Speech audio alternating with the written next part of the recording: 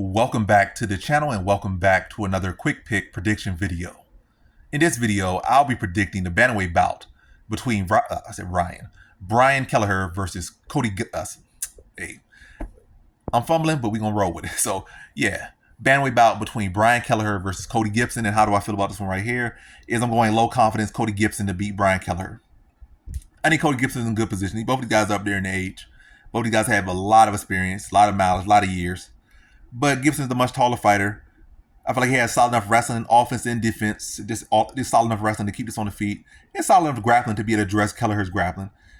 And I just think Gibson has more left in him, and he has more hunger left in him. I feel like Kelleher has been in the UFC for a good number of years consistently, and I just feel like he just realizes his position. Like, I'm not that guy. I'm never gonna be that guy. I'm like at one point he was like I don't know how far he went, but I feel like he went pretty high in the division. He never was like no true this guy gonna be a title challenger or nothing like that. But I think for one point he was a good, maybe low top 10 guy at one point. I think that's where he kind of peaked at for a little bit of time. Then at that point he was kind of middle pack of the pack, whatever. But now he kind of settling a stepping stone. I feel like he's settled into that role. Not that Gibson's gonna go on and accomplish so much at this point in his career, but I do think that Gibson will be able to get a win over Kelleher. Again, I feel like he'll be able to address the grappling of Kelleher, use his length, use his striking to outstrike Kelleher. And that's like Kelleher just I don't think it's gonna be an impressive performance from Gibson. I think it's gonna be an ugly, still close decision despite that Kelleher is, where he is at this point in his career. I think Gibson's gonna allow him to get some leg kicks off on him and probably switch stances, just probably to try to, like I say, I got this predict. I feel like the fight gonna be low-key be ugly. It's probably be an ugly decision. Gibson should win. Should be probably even at this point where Kelleher is should be a stoppage. But he's gonna make it ugly. I feel like Kelleher's gonna get some takedowns. Well, not some takedowns. Let me not say that, but I'm getting too much. I'm dragging into this prediction too much. I'm starting to dink it out and visualize it instead of just saying, yeah, Gibson's gonna be the dress of wrestling.